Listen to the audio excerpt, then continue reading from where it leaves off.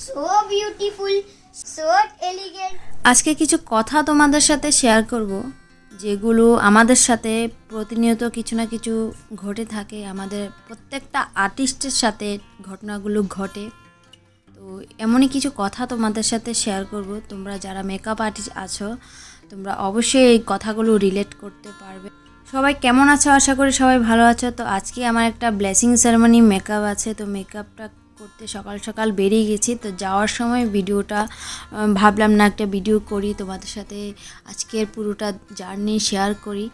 তো চলো শুরু করি। এখন আমি এসে পড়েছি আমার স্টুডিওতে। আমার ব্যাগটা রেখে গেছি, কালকে গুছিয়ে রেখে গিয়েছিলাম। তো সকালবেলা যেহেতু এখানে কাছে আমার মেকওভারটা আছে, সেজন্য আমার যে ব্যাগটা মেকআপের প্রোডাক্টের ব্যাগটা আমি স্টুডিওতে রেখে গেছি। তো এখন এসেছি স্টুডিওতে, এসে ব্যাগটা নিয়ে নেব। তোমরা পরপর ভিডিওটা দেখো আমি কি করে যাচ্ছি, কি করছি, আর তার সাথে সাথে আমি আমার কিছু অভিজ্ঞতা তোমাদের সাথে শেয়ার করছি। তো আমি কিছু ক্লায়েন্টের উদ্দেশ্যে কথাটা বলতে চাই। তোমরা যারা তোমাদের স্পেশাল দিনে সাজতে চাও, তোমাদের নিশ্চয়ই তোমাদের স্পেশাল দিনে আমাদের মেকআপ আর্টিস্টকে হায়ার করো। তো হায়ার করার আগে তোমাদের একটা জিনিস খুব যাচাই করা দরকার। তোমরা যাদেরকে হায়ার করছো তাদের কাজটা তোমাদেরকে দেখা উচিত, তাদের ব্যাকগ্রাউন্ড তোমাদের দেখা উচিত। সব কিছু জেনে বুঝে তোমাদের স্পেশাল দিনে তাদেরকে বুক করা উচিত। কারো ব্যাকগ্রাউন্ড, কারো কাজ না জেনে কাউকে যদি তুমি বুক করো, তোমার মনে একটা ডাউট থাকবে। প্লাস তুমি যখন সাজতে বসবে তখন কিন্তু রীতিমতো তুমিও তাকে ডিস্টার্ব করবে, যে তোমার কথাবার্তা ডিস্টার্ব হয়, সেও কিন্তু তার কাজটা সাকসেসফুলি করতে পারবে না। তো এই জিনিসগুলো তোমরা খুবই ভুল করো, যেগুলো তোমাদের করা একদমই উচিত নয়। তো রিসেন্ট আমার একটা মেকওভার ছিল, মেকওভারটা বললে হয়তো তোমরা গ্যাস করে নেবে কোন মেকওভারটার কথা বলছি, তো আর বলছি না। তো অন্য একজনের থ্রুতে আমাকে বুক করেছিল। আমার কাজ টাজ কিছুই হয়তো ওরা দেখেনি বা আমার সম্পর্কে কিছুই জানে না, না জেনে আমাকে বুক করেছিল। কিন্তু ওটা ওদের ভুল ছিল। আমাকে বুক করার আগে একটু হলেও আমার কাজটা দেখা দরকার ছিল, তাহলে তাদের মনে শঙ্কাটা থাকতো না। তারা আগে যে সার্ভিসগুলো যেখান থেকে নিয়েছে সেখানে ওরা ফুললি স্যাটিসফাই। তাহলে কথাটা হলো, যেখানে তোমরা আগের সার্ভিসগুলো নিয়ে স্যাটিসফাই ছিলে সেখানে কেন বুক করলে না? এটাও একটা প্রশ্ন থেকে যে ঠিক আছে।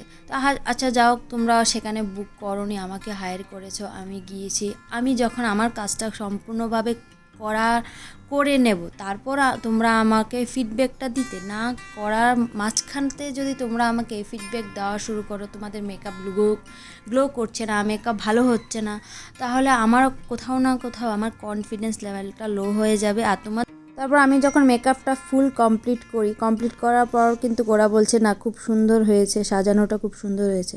তো আমার প্রশ্ন হলো, মিডলে কেন তোমরা এই কথাগুলো বলে তো আমার মনোবলটাকে নষ্ট করলে? এটা কি তোমাদের ঠিক হয়েছে বলো? তোমার কেমন লুক লাগে? একদম হালকা মেকআপ। আমার আমার আজকে ব্রাইড হলো বনিতা, ওর ব্লেসিং সেরেমনি, ঠিক আছে? তো দেখা যাক ওর মন মতন লুক দিতে পারি কিনা। তোমাদের স্পেশাল দিনে তো গিয়েছি আমি সাজানোর জন্য, তোমাদের স্পেশাল দিনটাতে যদি আমিও আনস্পেশাল করে সাজিয়ে দিই, আমার কাছেও খারাপ লাগবে, তোমাদেরও খারাপ লাগবে। তাহলে আমাকে আমার কাজটা সম্পূর্ণভাবে আগে করতে দাও। তো তোমরা যারা এই বোকামিগুলো করো তোমরা অত্যন্ত ভুল করো, এগুলো তোমাদের করা একদমই উচিত নয়। আমি আজকে প্রফেশনে আছি 4-5 বছর ধরে আছে, কিন্তু আমার রিসেন্ট যে এক্সপিরিয়েন্স হয়েছে সেটা আমার সাথে কোনো দিনও হয়নি। তারপরও সেটা আমার প্রত্যেকটা ক্লায়েন্ট টু গুড, আমি বলবো আমার প্রত্যেকটা ক্লায়েন্ট টু গুড। কিন্তু সেদিনে বলে না যে মানুষ ভালো জিনিসটা থেকে খারাপ জিনিসটাকে বেশি মনে রাখে, সেটাই হলো কথা।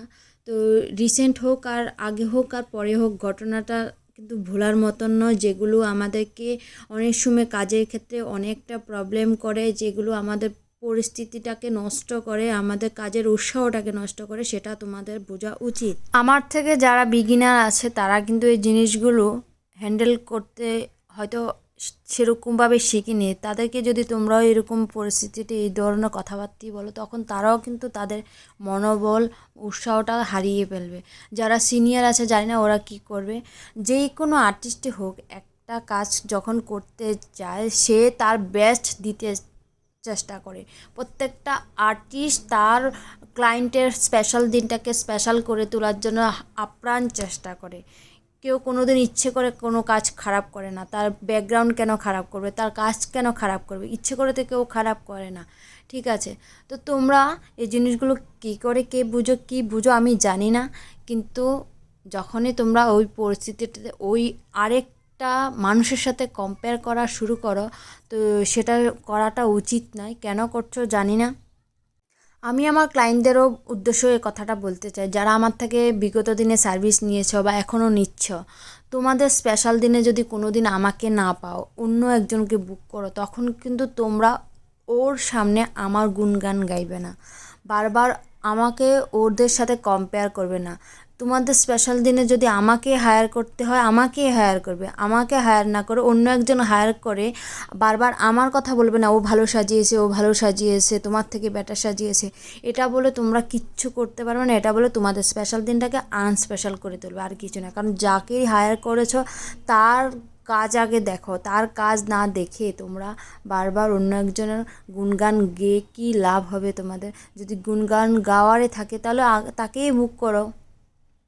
এখানে আমি কাউকে ছোটো করতে চাই না, কিন্তু পরিস্থিতিটা এমনভাবে ক্রিয়েট করা হয় যেটা আমাদের পক্ষে সবসময় হ্যান্ডেল করাটা পসিবল হয়ে ওঠে না। তো আমার কথাগুলো কেউ খারাপভাবে নেবে না, একটু বোঝার চেষ্টা করবে। আমরা সবাই মেকআপ আর্টিস্ট, সবাই সবার জায়গা ঠিক আছে, আমরা আমাদের মতন চেষ্টা করি যতটুকু পারি আমাদের ক্লায়েন্টগুলোকে সুন্দর করে সাজিয়ে তুলতে তাদের স্পেশাল দিনে। তো এতটুকু আমরা চেষ্টা করি। তো তোমরা একটু আমাদের সাথে কোঅপারেট করলে আমাদেরও একটু সুবিধা হয়। তো যাই হোক, এখানে কথা বলতে বলতে আমার ব্লেসিং মেকওভারটা মোটামুটি কমপ্লিট হয়ে গেছে। এখন জুয়েলারিগুলো পরাচ্ছি, আর ওকে সুন্দর, খুব সুন্দর দেখাচ্ছে। ওদের ফ্যামিলি, ইভেন ও নিজেও অনেক খুশি হয়েছে। আর ওদের সাথে এত ভালো কথা, মানে কাজ করতে করতে এত ভালো বন্ডিং হয়ে গেছে কি বলবো। বাড়ির লোকগুলো, ফ্যামিলির লোকগুলো খুবই ভালো বলবো। মানে এতটা সাপোর্ট করেছে, এতটা সম্মান দিয়েছে, যেটা না বললেই না হয়। আর ওদের সাথে কাজ করে আমার সত্যি ভীষণ ভালো লেগেছে। আর তোমরাও জানাবে ওর মেকওভারটা ওর স্পেশাল দিনে কেমন লাগছে ওকে। So beautiful, so elegant, it's just looking like a wow. Looking like a wow. হ্যাঁ বলো বলো। So beautiful, so elegant, it's just beautiful, so elegant. তো বাচ্চাটা খুবই মিষ্টি। ও অ্যাকচুয়ালি সাজানোটা কমপ্লিট হয়ে যাওয়ার পর ও সাইড থেকে বলছিল সো বিউটিফুল, সো এলিগেন্ট। তো আমি বলছি না, সামনে এসে বল, একটা রিল বানাই। আবার সামনে এসে বলতে গিয়ে ও বারবার মানে ভুলভাল বলছে, টেলিগ্যান্ট বলছে। যাই হোক, একটা কথা বলানোর জন্য অনেকবার টেক নিতে হয়েছে।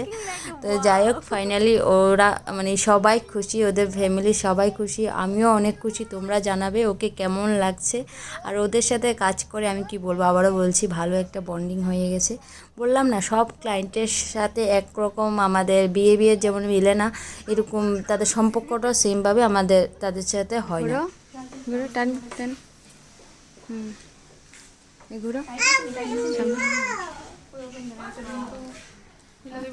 তো আমার ব্রাইডের ফাইনাল লুক কমপ্লিট। বলো কেমন লাগলো? স্যাটিসফাই? ঠিক আছে তো সবার কাছে? অনেক দর্শনার্থী আছে। হ্যাঁ বলো রাজদীপ, বলো কেমন লাগছে? Hello. কেমন ভালো কি জানি বলছিলে? হ্যাঁ বলো। So beautiful, so elegant, just looking like a wow. ও খুব ভীষণ কিউট, ভীষণ ও মানে খুব এন্টারটেইন করছে আমরা, ভীষণ কিউট। ঠিক আছে, সো এদিকে এরিমা দিদিরে সাজাইতেছে আর ফাইনাল লুক। তো কয়েকটা ফটো টটো নিয়ে এলে।